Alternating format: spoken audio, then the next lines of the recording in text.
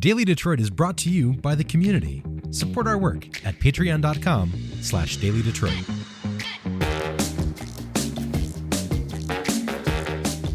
There is a lot of talk about conferences and Detroit. A lot of money invested in making sure the facilities, from show floors to hotel rooms and so much more, are there to attract these events to our area. Whether it's at Huntington Place or in the suburbs at a number of smaller venues. But why does it matter to have conferences here? What do they help make happen, and how do they support our most important industries? Today's conversation is an insider look at just that. I'm Jared Stays, and welcome to your Daily Detroit for Wednesday, January 29th, 2025. Joining me at the studio at TechTown is Dan Horn. He's the Vice President of Mobility for Franco Integrated Communications. And we're going to talk about the importance of bringing people together through conferences, through these events, through these economic engines that are happening right here in Detroit and Metro Detroit. Dan, welcome to Daily Detroit. Your first time. Thanks, Jerry. Yeah, I appreciate you having me on. There are so many things. We're coming on the heels of the Detroit Auto Show as we're recording this. I want to kind of expand people's minds a little bit. We could have another conversation about what models are on the floor or whatever, but I think there is a bigger talk to be had around the importance of these things, not just the Detroit Auto Show, but a number of things to Detroit, Metro Detroit, the economy, businesses, making connections, industry. And Franco sits in an interesting position to talk about this, and you sit in an interesting position to talk about this. So why don't we fill that in a little bit for people? Sure, yeah. So just to give some background on Franco and what we do. So as you mentioned, integrated communications. So we work with companies across mobility, but also nonprofit, consumer, wide range of industries on things like media relations, things like social media, things like content development for websites and things along those lines. And, in the mobility space, I think you're right on. There is a big importance for events because this is an industry that I think everybody can see and everybody's experienced in one way or another is changing extremely quickly and will continue to do so for the foreseeable future, right? I mean, it's not just the transition from combustion engines to electric or, potentially hydrogen vehicles. It's also about the, addition or the building of the software content within a car. So there's a lot of things that go on behind the scenes of what you see in your car every day when you're driving that have to be discussed. And conferences, trade shows, things like this where we can get together and talk about them are really some of the few chances in a more digital world where people can come together and really understand how to shape that future of mobility. And if you're somebody who's listening to this and doesn't have a job where you have to go to a conference once in a while, it might befuddle you. You might question, well, isn't this just a thing where we get together and party and have a few drinks and blah, blah, blah? But that isn't the point of conferences. Right. To me, in my experience, it's about getting yourself out of your day-to-day job to be able to build connections and push your business forward. That's the real idea behind these things, as I understand it. Yeah, I totally agree with that. And everybody kind of comes into a conference with a different objective or a different way of thinking about it. So there's one angle, which is, something that we saw at the Detroit Policy Conference, which is talking about what we need from a government perspective to advance an industry or advance a region like Detroit.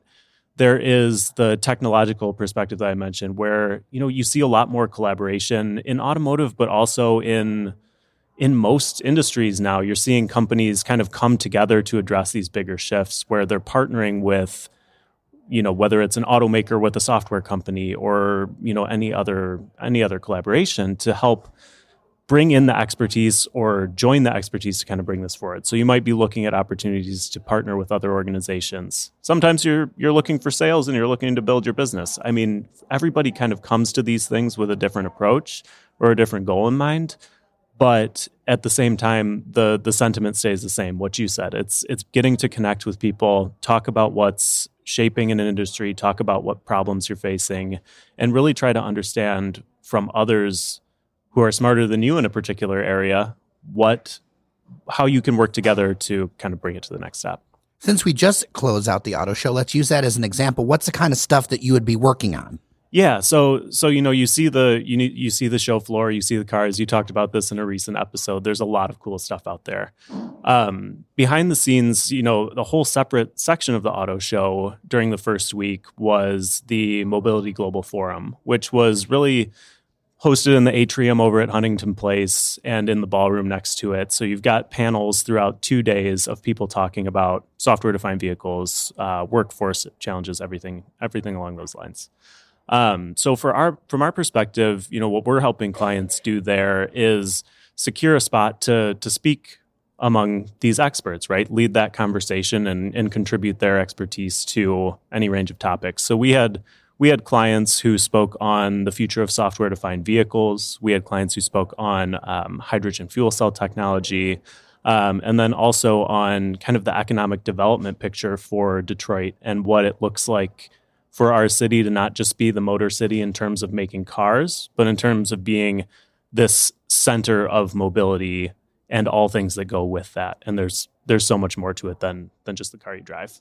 Roles like yours, I think, sometimes get stereotyped. It's like, oh, you make press releases. Yeah. But it sounds like that's just a small part of the story. Yeah. There's a lot more to communications than just issuing a press release or a few tweets or something. There. Yeah. I mean, it all plays together. Those are aspects of the job. They're important aspects of the job. But there's also, we talked about conferences. It's the thought leadership in general, I think, is from a business to business standpoint, where we're talking about these companies that are working with other companies, not necessarily going straight to the consumer. It's about getting your expertise out there and helping contribute to the conversation and helping, I guess, advance your industry while also, hopefully drumming up some business along the way too. There are a number of these conferences already booked for Detroit, right? Yeah. I mean, if you look at it for just this year alone, I mean, there's more than I could ever list in, this conversation. But, if you look just immediately in the future, there's the Society of Automotive Engineers has their WCX, which is more of a tech-focused conference in April. In the fall, there's the Reuters Automotive USA event that's also kind of this similar, meeting of the minds coming together to talk about future trends. There's the battery show, which, it's in the name. You're talking about battery technology and the future of EVs and things like that. Oh, I was thinking it was Civil War era cannons. Yeah, right.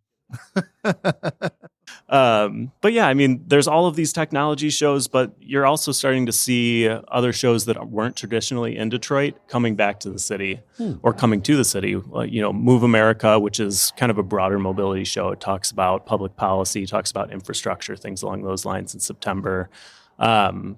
And then, if you want to go even broader, there's all these kind of related industries. So manufacturing, obviously a big part of automotive. But advanced manufacturing, you've got the Automate show, which we do some work with in May. It's the 12th through the 15th. Now, my memory is a little foggy, but I remember going to Automate, was it 2 years ago? Yeah. That was wild. Yeah. As far as being on the floor. And you think about the nerd level 10 that I remember with some of the auto show 15 years ago and the hype around that. At Automate, it was crazy seeing these machines and these robots and all these vendors. It was wild at the convention center downtown. Yeah. I mean, it's robotics, it's automation, it's sensors, it's data-driven manufacturing. It's all of these different aspects that just make manufacturing smarter for all industries. We're not just talking about automotive here. But I know you talked on your last auto show podcast about the Maverick that has a 3D printed organizer that you can kind of customize. And I think there's a lot of advanced manufacturing or additive manufacturing that can apply to automotive also in ways like that, where you can make these smaller runs of products and make vehicles more personalized. But it goes into prototyping and things like that also, and in the mass manufacturing. It's kind of everywhere. I feel like it also can show off some of Metro Detroit's and Michigan's strengths, because so many times industries evolve out of other industries. If you think about it, Detroit at one time was a huge home for stove manufacturing. Yeah. We made cigars. Fun fact, we made duck decoys. So many of these different things that end up evolving into other stuff. Yep. That when you think about how complex a car is, how much talent it takes, whether it's the software, the hardware, the construction, think about all the other things you could take that expertise and apply it to. Yeah, and I think that's another thing that conferences and all of the surrounding talk about these conferences really helps in a region like Detroit, because we're known as this manufacturing center, right? But we heard this week, again, I'll talk about Detroit Policy Conference, that there's a need for talent. There is a need for investment in all of these kind of related technologies, all of these startups that are working on software, on all of these things that you just mentioned, clean tech, things like that need investment. And you can go to these conferences and really understand all of the different things that go into or that are related to vehicle manufacturing, and raise awareness for this so that you can show people, from a workforce perspective, you can show people how cool it can be to work in mobility or to work in the vehicle space or in the, it could be aerospace, all of that kind of falls under the same mobility umbrella. And you can show people how much opportunity there is to do really cool and really interesting work. And, ideally keep more of that workforce here in the region too. I think so often in the press, we fixate on the public shows. Yeah. Because, it's when the most people are coming. People are going to be searching online for when the show hours are and all that other kind of stuff. And I know that you're not with Visit Detroit or with the convention people or whatever, but there is a ton of economic impact for these more private shows, right? Like you've got people coming in from all over the country. They're flying in, they're getting hotels, they're getting dinners that are not only like building business within the Detroit region, showing off the Detroit region, like we talked about Automate. That's something that brings all these people from around the world. That seems like a net benefit to me. Oh yeah, I mean that's a huge piece of it, and talk about like marketing or PR for the city. That is the best way to do it, is to get people here and actually have them experience it themselves. And one thing I'd add to that too, when you talk about the draw of the region, if you're a company looking for a place to invest, you want to see that your potential customers are here. You want to see that your potential partners are here. You want to see that you have the infrastructure and the talent that you need to actually build and have a successful business. And I think seeing all of this come together in Detroit and being able to truly understand what we have here there's no better way to show that to businesses and to attract people and their companies to the city. I learned that you can make the biggest, nicest presentation. You can send the glossiest brochure. You can do all the things. Yep. But if you want somebody to make a decision about spending money, about investing, about doing stuff, you've got to meet in person. Yep. And you've got to see the stuff. And the more people that see the stuff that Metro Detroit has, the more they see themselves in those opportunities. Yes. Yeah, I mean, that's especially true if you're trying to find a place to locate a business. I mean, you got to think about it. You're not just going to write a check for how many millions of dollars to build an industrial site or to build a manufacturing facility if you've never been there and you don't understand the region. But on a smaller or a different scale, maybe it goes the same way for these automotive companies. If they're looking to invest in technology, if they're looking to even purchase parts or, look for something for their next vehicle that they're planning for 5 to 10 years down the road, that's a huge investment. And to be able to actually get together and talk with people and hear their view of the technology and why it supports the future of, these potential vehicles down the road, I think, that's step one to making that connection too. So if you're unfamiliar with the conference game, if you will, right? Because I think about my own experience. I've been to a number of conferences in different industries. My most common things that I go to now, though, are things with civics, policy, things like that. So I kind of know how to hit the land. Yeah. But every year, I deal with people who are very, very successful in their world. But this is a whole new thing to walk into a conference or to try to set yourself up to be a knowledge leader or whatever term you want to use for that stuff in the integrated communications world. Yeah. Where do you get started? Yeah, I mean, obviously the first part is more the personal thing, right? We talked about connection and making the connection, talking to people, sharing your ideas in person is step one. It's easy to get forgotten at some of these big conferences because there is so much going on a show floor. There's a lot of sessions, there's a lot of booths, there's a lot to see. So, I think the biggest thing for me is making sure that you don't leave it at the show floor or leave it on the stage. You have to take that to kind of the next step be able to reach out to people, whether that means it's through additional content to keep in front of them. It could be social media, it could be media relations, doing some outreach to try and kind of build on these ideas in the press. But it's also kind of this factor of just the personal follow-up, right? You have to leave the show floor, a couple days later, you have to get back in touch with these people so you don't get lost in the shuffle, and really, make something meaningful happen afterwards. A little bit of a different kind of question, but I wanted to ask you this, especially because you have it in your title.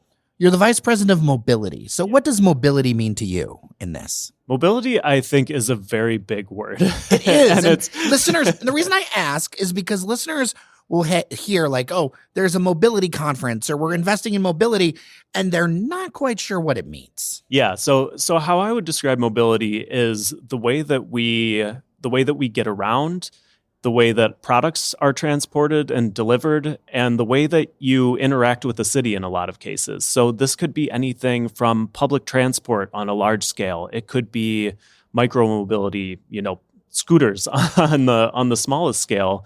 And probably the one that you're most frequently interacting with is your vehicle. I mean, that's the central part of it. But, when you think about it in future terms, and we're talking about near future terms, it's also things like drone technology that are delivering packages, potentially pretty soon here, if not already. You're seeing a different way of interacting and moving around a city or moving around the world. It's kind of everything that both enables that and all of the technology behind the scenes that allows it to happen, from manufacturing to software to, could be infotainment, anything you can think of. So you, through your work at Franco, is working locally, but you're also touching so many things around the country and other places. From your perspective, off the cuff, like, what are some of the strengths that you're seeing why Metro Detroit is attracting more of this stuff? Yeah, I mean, the big thing is our history in automotive. I mean, it takes a long time to build up that kind of history within an industry. You saw it with headlines a long time ago, will Silicon Valley take over the automotive industry? And there's just, there will be a role for other areas, but Detroit has the know-how to put together a vehicle. There's a lot more that goes into a vehicle than there is, software for a phone or things like that. There's always going to be a role for people who have done the automotive work and who have built these cars and other vehicles that are capable of keeping people safe, getting people around, all of that stuff. So we have that history, but it's also the talent here. I think we heard again yesterday that we have so much of this university footprint here. We have one of the top metro areas for engineering talent. And that goes beyond mechanical engineering. There's software engineers, there's everything else that goes into a vehicle. But I think having that here and having that expertise, having that knowledge base, having the talent to actually make these future innovations in mobility possible all kind of comes together and is our biggest advantage. Well, Dan Horn, Vice President of Mobility for Franco Integrated Communications, thanks so much for stopping by Daily Detroit and giving listeners like a little bit more of a look behind conferences and get-togethers beyond, here's the hardware, like what actually happens here. I think this is great. Thank you. Great. Yeah. Thanks for having me.